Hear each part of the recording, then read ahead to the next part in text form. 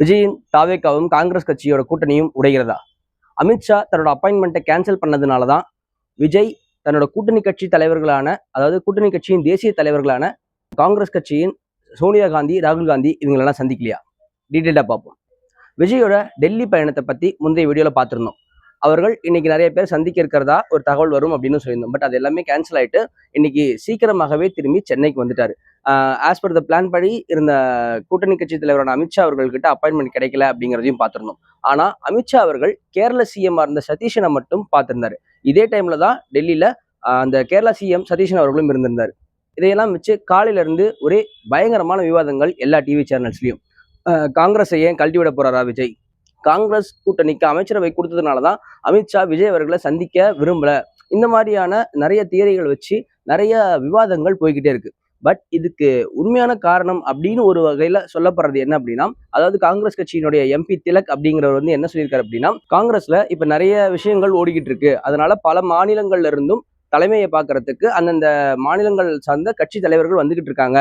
இந்த நேரத்துல ரொம்ப சுலபமாவோ இல்லை ரொம்ப ஈஸியாவோ நம்மளால இந்த கான்வர்சேஷன் எதுனாலும் பேச முடியாதுன்றதுனால மேபி விஜய் அவர்கள் இதை தவிர்த்திருக்கலாம் அப்படிங்கிற ஒரு கோணத்திலையும் ஒரு விஷயத்த பதிவு பண்றாரு. அப்படி காங்கிரஸ்குள்ள இப்ப என்னென்ன விஷயம்லாம் போய்கிட்டு இருக்கு?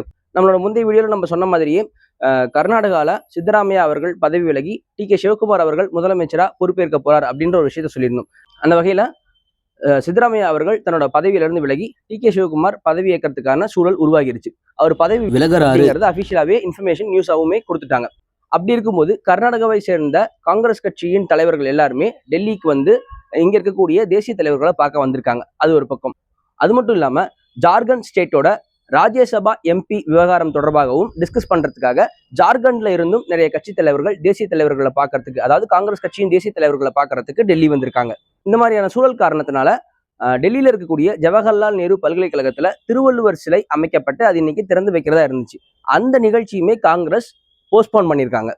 இப்படி ஒரு சூழல் நிலவிட்டு இருக்கும்போது இன்னொரு சர்ச்சையான விஷயம் என்ன அப்படின்னா, இந்த மாதிரி அரசுமுறை பயணமாக எந்த மாநிலத்து சிஎம் டெல்லிக்கு வந்துட்டு திரும்பி வந்தாலும் அங்க அவங்க பிரஸ் மீட், அதாவது பிரஸ் பீப்புளை சந்திக்காம திரும்பி வந்ததே இல்லை. பிரஸ் மீட்டுக்கு ஒரு சின்ன ஒரு பைட்டோ இல்லை ஒரு சில கொஸ்டின் ஆன்சர் செஷன்ஸோ நடக்கும். அப்படியான செஷன்ஸ் விஜய் கிட்ட இருந்து கிடைக்கவே இல்லை. அப்படிங்கிறதுனால பத்திரிகை சார்பில் இது ஒரு பெரிய குற்றமாகவே சொல்லிட்டு இருக்காங்க. ஏன் விஜய் அதை கடந்து போகும்போது இந்த தமிழ்நாடு ஹவுஸ்ல இருந்து வெளியே வந்துட்டு கிளம்பி போகும்போது பிரஸ் சைட்ல இருந்து ஒருத்தர் கத்தவே செய்யறாரு. சார், இது வரைக்கும் எந்த சிஎம்மே வந்துட்டு பிரஸ்க்கு பேட்டி கொடுக்காம போனதே இல்லை சார், அதை நீங்க மாத்திராதீங்க, தயவு செய்து பேட்டி கொடுத்துட்டு போங்கன்னு அதை கத்துறாரு. அதை கேட்டும் கேட்காத மாதிரி விஜய் கிளம்பி போயிடுறாரு.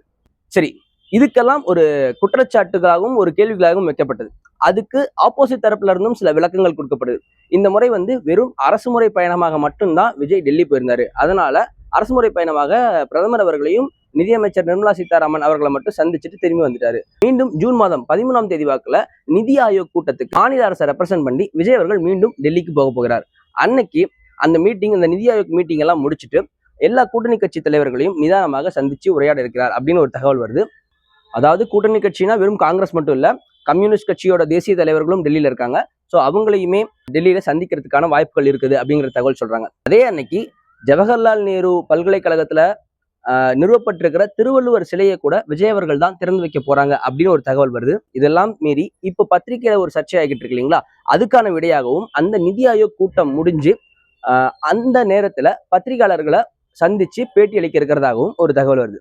ஃபைனலி அமித்ஷா இதே அவருக்கு என்னதான் அலுவல் வேலை பளு அதிகமாக இருந்தாலும் கூட கேரள சிஎம் சந்திக்கும் போது ஏன் விஜய்க்கு மட்டும் அப்பாயின்மெண்ட் மறுக்கப்பட்டது?